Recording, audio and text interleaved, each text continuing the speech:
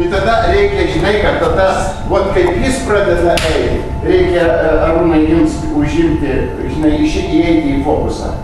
Staigiai, vat kaip jisai, vat vienas staptelimas ir eina ir jis turi, va, perėti. Rodosi, va, šitaip, kad jisai pamatytų tą akmenį.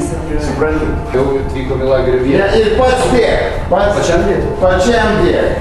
Vėliau vykom į lagerio vietą. O. Nenukrisi, bet negražiai stovi. Supranti, nėra, plastikos nėra, kūne.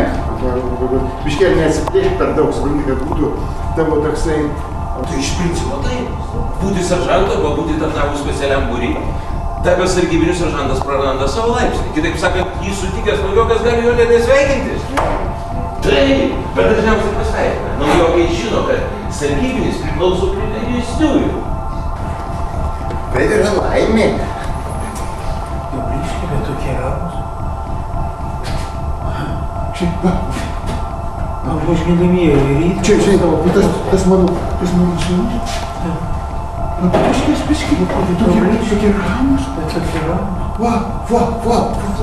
Antra vertus, Nori pratęstis. Antra vertus, sargybiniai turi savo pranašumų prieš karinius seržantus.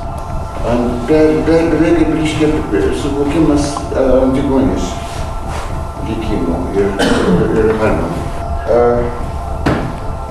Visus ten Sibirį. Tu kaip dėžėse atvežė į katedros aikštę. Dėžėse kalnas. Jo. 89-ais. Nu, aš tą rodžiau fotografiją, kad lygiai kokios padėžės. Jo.